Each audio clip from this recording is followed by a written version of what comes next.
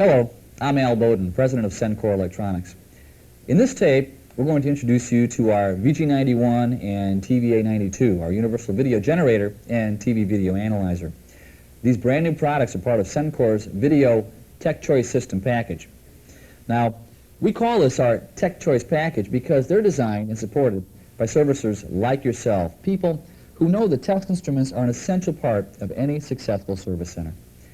Now, when you see our Tech Choice logo, you're guaranteed the most accurate, reliable, and easy-to-use test equipment on the market today. Now, we know that not every service technician works on the same type of equipment. Your test equipment needs vary with the work that you do. That's why Sencore's Tech Choice system lets you match your test equipment needs to your unique servicing needs. So whether you work on VCRs, television receivers, computer monitors, or perform some other type of electronic repair or maintenance, Tech Choice is your assurance of having the right equipment for the right job. The VG91 and 92, as we'll show you in this tape, provide you with a complete system for analyzing any television or NTSC video system. Now, if you service VCRs as well, you'll probably want to include the VC93 Universal VCR Analyzer in your Tech Choice system. Now, by the way, each Tech Choice system, as always, is backed by Sencore's lifetime made-right workmanship guarantee and a 1-year warranty on parts and labor. Now, our exclusive 30-day money-back guarantee gives you the assurance that you're investing in the right piece of test equipment for your business. Plus, every Tech Choice instrument is backed by the best customer support in the industry. Expert help with using your products is just one toll-free phone call away. So sit back, relax, and learn how the VG91 and 92 can make your video service easier and more profitable than ever before.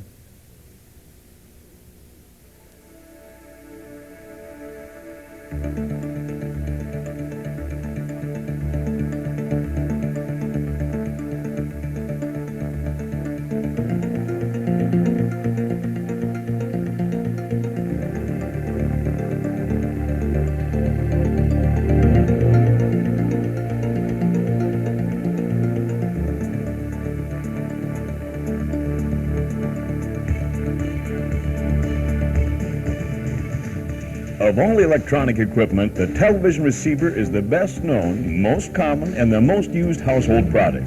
Virtually every household in America has at least one television receiver, and over half have two or more.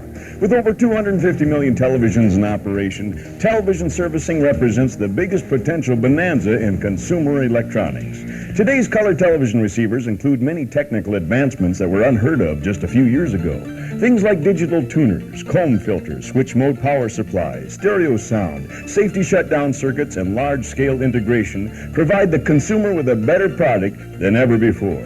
And while the cost of nearly everything else continues to climb, the price of a basic television receiver makes it one of the best values on the market. Today's video servicer is faced with unique servicing challenges that threaten to minimize service profits, unless he is properly prepared. Now more than ever before, servicers need to carefully manage their service business for maximum efficiency and cost effectiveness.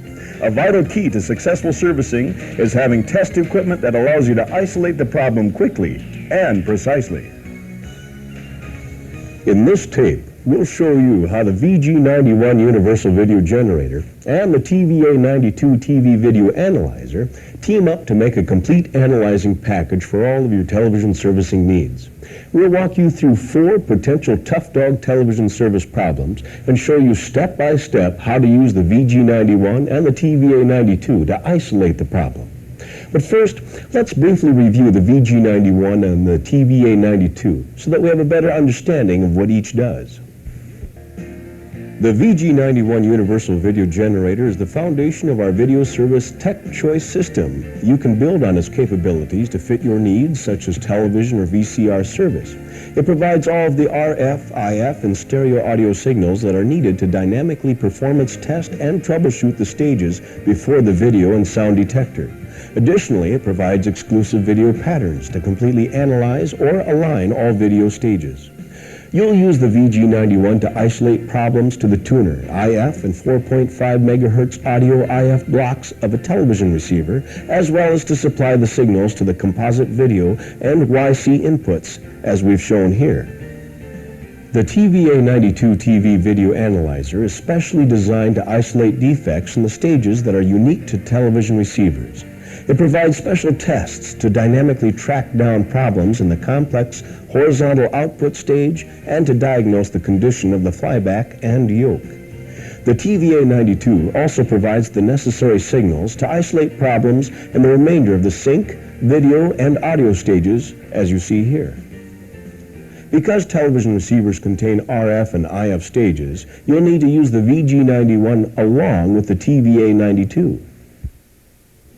You may be wondering why we made them two separate units instead of combining their functions into a single piece of equipment. As a video servicer, your test equipment needs vary depending upon what you service. Television technicians, for example, must isolate problems in powerful horizontal and vertical deflection stages, while VCR technicians constantly contend with special FM luminance and down-converted color stages.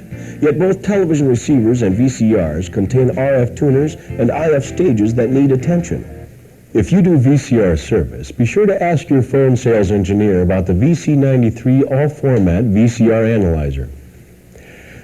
Let's begin with this television. It has the all-too-common customer complaint of a snowy picture. I don't think there are too many servicers who would begin troubleshooting this problem without first doing a quick performance test. A performance test on this chassis can give us a couple of important troubleshooting clues. First, it will confirm if the chassis actually has a problem or if the problem is a bad cable signal at the customer's home. It will also tell us if all of the channels are affected or if only certain channel bands are bad. To check out the chassis, we'll use the VG91 to apply a normal signal level of 1000 microvolts to the antenna terminals and check several channels. The VG91 makes this easy to do since it provides all of the VHF, UHF, and cable channels and fully adjustable accurate RF levels. Since the CRT shows a snowy picture on a channel in each of the RF bands, the tuner, or one of the video IF stages is likely bad. We don't need to go any further with our performance test on this chassis since we have confirmed the customer complaint. Troubleshooting the tuner and IF stages is difficult. Schematics seldom show waveforms because the signal levels and frequencies are outside the viewing capabilities of most oscilloscopes. And because the signals are a modulated carrier, noise and distortions are impossible to see anyway. The quickest way to isolate this problem is to divide the suspect circuit blocks in half. We'll use the VG91's RF and IF troubleshooting signals to isolate the problem. Let's start by injecting a known good 45.75 megahertz video IF signal here into the first video IF stage, since this point is about halfway through the RF-IF circuits and is easy to find in the chassis. This IF circuit is quite common in chassis today. A first IF transistor followed by a SAW filter and a video IF IC. We'll soon know whether these IF stages are good. We'll connect the VG91 to the circuit using the supplied IF adapter cable. If the chassis does not have a removable IF cable like this one does, you would use the supplied IF troubleshooting balun. Be sure you have selected the 45.75 megahertz RF-IF position of the VG91's RF-IF signal switch and set the output to the low range. This will provide the proper substitute signal and level for this IF test point. The picture is still snowy. This tells us that the problem is in the video IF stages somewhere between our injection point and the CRT. To isolate the problem further, let's inject the IF signal directly into the IF processing IC here at test point 6. Because the IF IC has a differential input, we'll need to use the IF troubleshooting balun. Connect the two balanced output leads of the balun to the IC input pins and connect the ground lead to IF circuit ground. We'll need a little more signal at this point, so we'll use the medium RF-IF range setting. Now look here, the picture returns to normal. This means that the IC is not the problem. It looks like our problem is either the SAW filter or the first IF stage. Let's check the SAW filter by moving the VG91 substitute IF signal to the SAW filter's input. Again, we'll use the IF troubleshooting balun. The SAW filter is passing the 45.75 megahertz signal without excessive losses. That means that our problem is somewhere between the IF input connector and the SAW filter's input. Now we'll make a few voltage measurements and component checks. found our problem. It was a tiny crack in the circuit board trace between the connector and the base of the first IF transistor. What may have been a difficult problem was easily isolated with the variable IF troubleshooting signals of the VG91. Well, let's take a look at another problem in another chassis.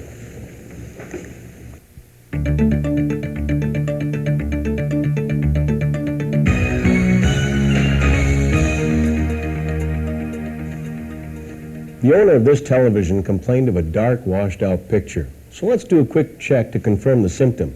Let's start by looking at the color bar pattern.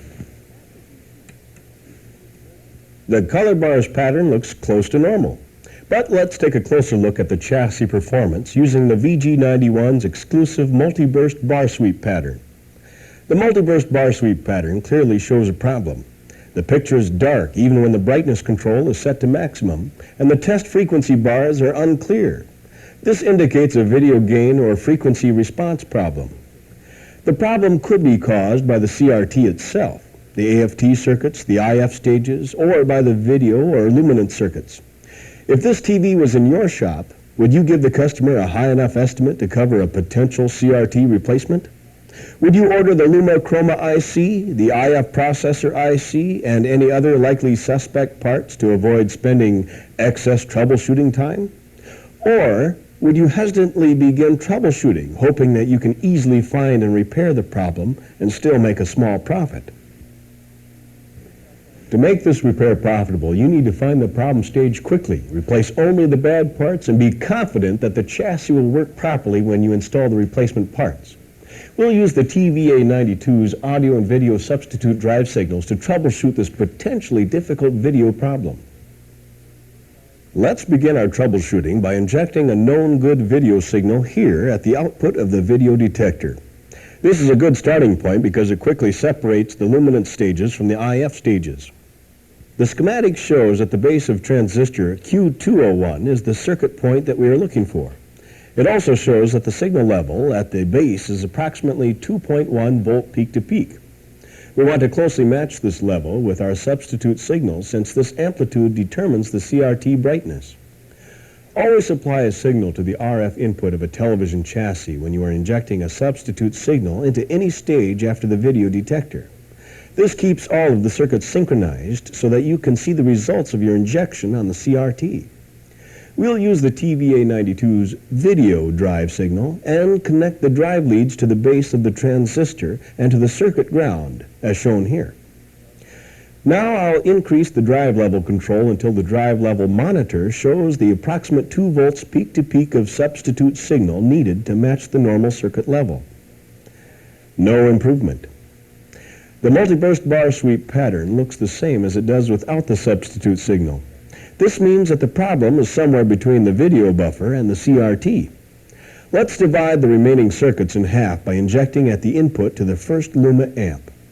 The first Luma amplifier in this chassis corresponds to the Luma input to IC Q501. The signal level here is only about 400 millivolts. Now look here. Injecting the substitute signal returns the CRT picture to near normal. Wouldn't you agree that this indicates that all the stages from the first Luma amplifier to the CRT are good, including the IC?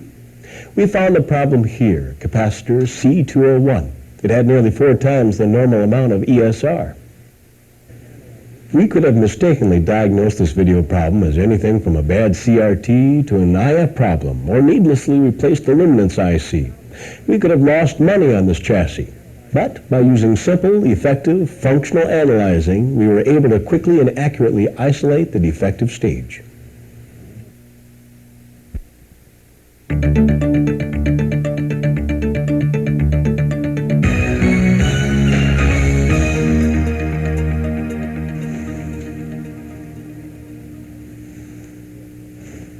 Our performance test confirms that this chassis has an audio problem. Wouldn't you agree? The schematic shows that all of the audio circuits are contained in a single IC. Now you may be tempted to replace the IC or randomly check the parts around it after you have checked the power supply voltages. But this can waste valuable time. The fastest and most cost-effective way to isolate problems involving an integrated circuit is to divide the IC into its functional blocks and use divide and conquer troubleshooting to isolate the defective block. This gives us a proof-positive indication of the defective stage. Of course, we'll need to replace the IC if it contains the defect, but we'll know for sure before we order a new one. The VG91 and TVA92 provide the substitution signals that we need to isolate the defective stage. The audio section of all television receivers contain the same functional blocks as shown on this universal block diagram. The first step in isolating the problem is to substitute for the audio signal at the output of the audio detector. The audio detector output is here at pin 4 of the IC. The normal signal at this test point is baseband audio. This signal is supplied by the TVA92 and is available here at the audio and video drive output. As you can hear, sound does not return when we substitute for the audio detector's output. This means that the problem is somewhere between here and the speaker. Let's divide the remaining audio stages in half and inject at the input to the audio amplifier. Again, we'll use the TVA92's audio drive. Listen, this means that everything from the audio output stage to the speaker is good. Our problem is between the audio detector output and the input to the audio output stage. The audio passes through an internal-external audio switch to pin 5 and then through the volume control block. We can isolate the problem to one of these stages by injecting audio into pin 5. No sound. It looks like the problem is in the volume control circuit. Let's take a closer look at how the volume is controlled. The volume control forms a resistive divider which varies the voltage at pin 6. This voltage changes the volume. Let's check the IC by applying a DC voltage with the TVA92's DC bias supply and seeing if the volume changes. Listen, the IC is good. The problem is in the volume control divider circuit. We found that the problem was the volume control itself. Apparently, it was bumped or jarred. It really wasn't the IC after all. With the expensive multifunction integrated circuits used in many of today's chassis, it is critical that you know whether the IC is bad before you special order replacement. The VG91 and TVA92 provide you with the substitute signals needed to isolate the defective functional block, whether it is made of discrete components or located inside an IC.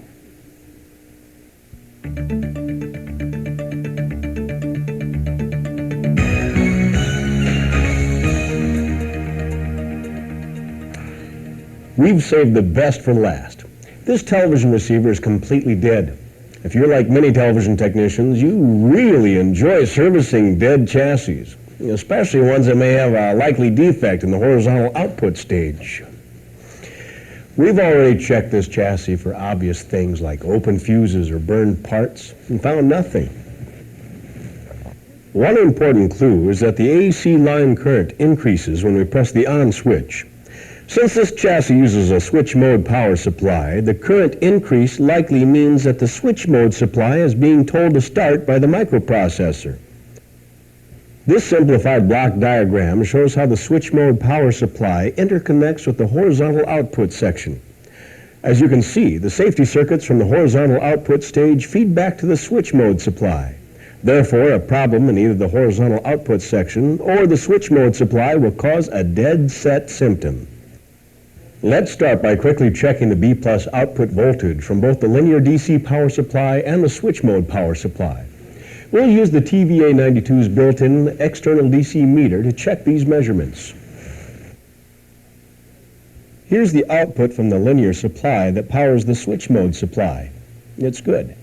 And here's the B+ output of the switch mode supply. Look, it's missing. What measurements would you make next to troubleshoot this problem? Is the missing B+ caused by a defective switch mode supply? Or is there a problem in the horizontal output stage that is shutting down the switch mode supply? And if so, is the problem over voltage or over current? Before we make any more power supply measurements, we need to determine if the switch mode power supply is being shut down by the horizontal output stage. We can do this by using the TVA92's horizontal output load test to check for a B+ short or severe loading caused by the horizontal stage, but first let me show you how this test works. To perform the TVA92's load test, you'll need to make 3 connections to the chassis horizontal output stage, to the B+ side of the flyback primary, and to the collector and emitter of the output transistor. Note that this effectively bypasses the chassis horizontal output transistor. The horizontal output load tests are made without AC power applied to the chassis. The TVA92 applies a low-level B+ voltage to the flyback primary and then duplicates the switching action of the horizontal output transistor. This energizes the horizontal output stage to produce flyback and yoke current. The microamp readout indicates how much B+ current is demanded by the horizontal output stage and flyback, while the microsecond readout indicates the duration of the flyback pulses produced during the test. These 2 readings closely match the conditions in an actual operating output stage. Now that we have a better understanding of how the TVA92's horizontal output load test works, let's use it to troubleshoot this chassis. We'll remove AC to the TV and connect the ringer load test leads. We'll check for shorts or high B+ current by selecting the milliamp horizontal output load test. The readout indicates near 250 milliamps. 250 milliamps is the maximum current permitted by the load test power supply. This reading is indicating a severe load on the B+ supply. We can determine if the excess current is caused by a direct DC short or if it is the result of loading by the flyback, yoke, or a secondary circuit of the flyback transformer. To do this, simply remove the yellow test lead clip from the collector of the chassis horizontal output transistor. The readout doesn't change. This indicates a direct DC short on the B+ supply. The direct DC short could be in the B+ supply or any circuit powered by the B+. The only way to isolate the short is to open the potential short paths. We'll start by unsoldering the most likely suspect, the horizontal output transistor. Let's repeat the load test with the chassis output transistor removed. Look, the current is now normal. Apparently, the short was caused by a shorted horizontal output transistor. But what caused the transistor to blow? Have you ever replaced a horizontal output transistor only to have it blow out again several minutes or hours later? As you know, that can become quite costly in terms of parts, time, callbacks, and customer relations. The TVA92's horizontal output load test can isolate the cause for you. Let's switch to the microsecond test and check the timing of the flyback pulses to determine if the horizontal output stage has normal timing. Well, now the readout shows a good pulse time. This indicates normal flyback and yoke resonant action. Let's quickly review what we found up to this point. The load test indicated that we had a direct DC short, which we found was the output transistor. The test confirmed that the horizontal output stage and flyback secondary circuits are not loading the B+ supply. It also confirmed that the timing of the horizontal output stage is normal, which tells us the horizontal output stage has no serious problems.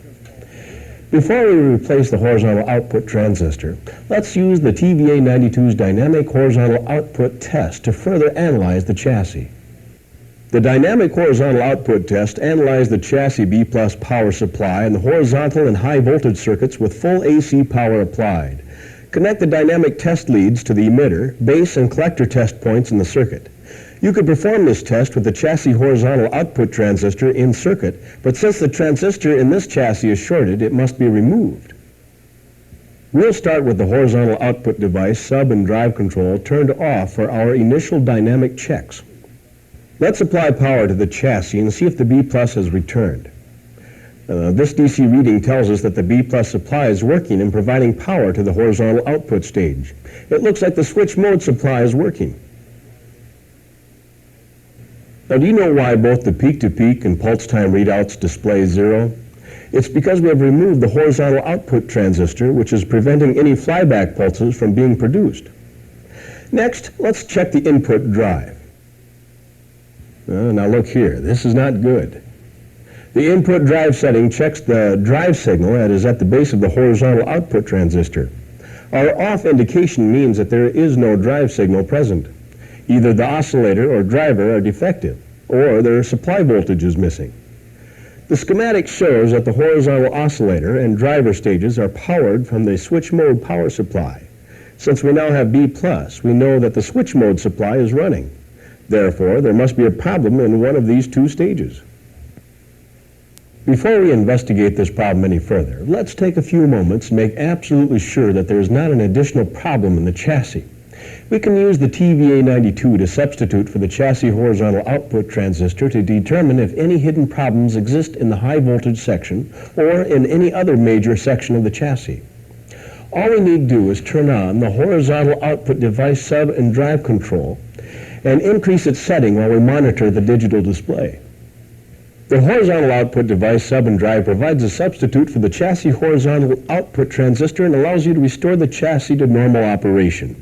This transistor is switched in sync with the video to produce a near normal picture. The horizontal output device sub and drive control sets the conduction time of the subbing transistor. You simply adjust it for normal picture width. The readout monitors the current flowing through the subbing transistor as the conduction time is increased. Let's see how this chassis checks out. The dynamic test leads are already hooked up and the output transistor is disabled, so we're ready to apply the horizontal output device sub and drive. Now look here, the chassis is producing a good raster. This means that the high voltage, tuner, IF, vertical, video, and color circuits are all working. Let's take another look at the dynamic readouts. All of the dynamic measurements indicate that the horizontal output stage is operating normally. It looks like the only problem this chassis has is no drive to the base of the horizontal output transistor. We isolated the problem to the driver by injecting the TVA92 horizontal drive signal into it. When the output did not return, we made a couple of checks in the driver stage and found a bad driver transistor. As you can see, that fixed the problem. Chances are that as the driver transistor began to fail, it no longer produced sufficient current drive to turn the horizontal output transistor fully on. This caused the output transistor to overheat and eventually fail. Well, I hope you enjoyed learning about our 91 and 92 in our Video Tech Choice package. You know, we couldn't cover all the instrument's capabilities in this presentation, so I'd like to take just a few minutes to remind you of their exclusive time-saving features. Now, the VG91 is a complete generator for performance testing and isolating defects in any NTSC video system, TV or VCR. Its all-channel RF generator simulates any... Water is cold. Whoa, I can feel it. I sat there and looked at that dog. Wow. Steve Red. And its output is adjustable.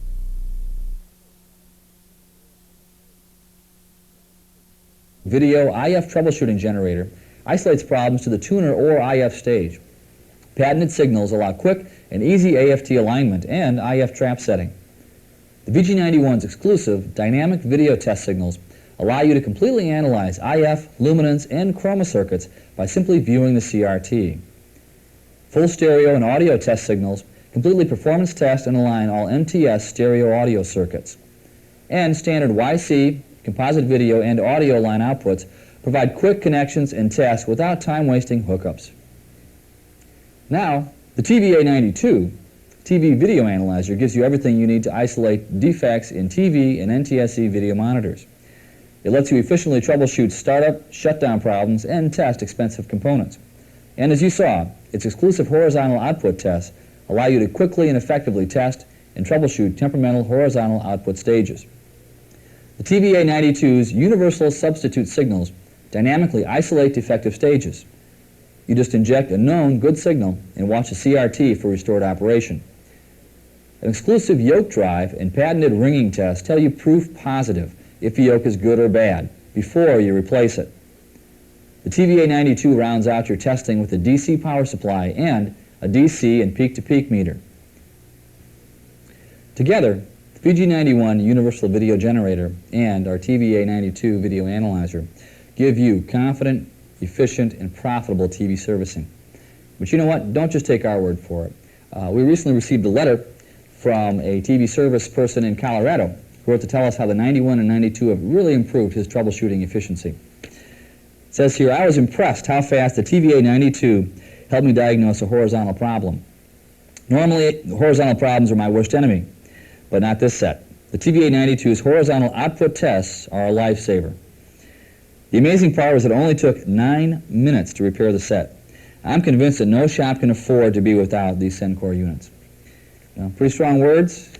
Sounds like it, doesn't it? But you know what? We hear reports like that daily on the 91-92 Tech Choice system. Again, thanks so much for looking at our 91-92 tape today. We'd like to contribute to your success by putting this profit-making system on your bench. And remember, the 93 Universal VCR Analyzer is also your tech choice for VCR service. If you have any questions, please give us a call. Our number is 1-800-SENCORE, S-E-N-C-O-R-E. We'll be waiting to hear from you.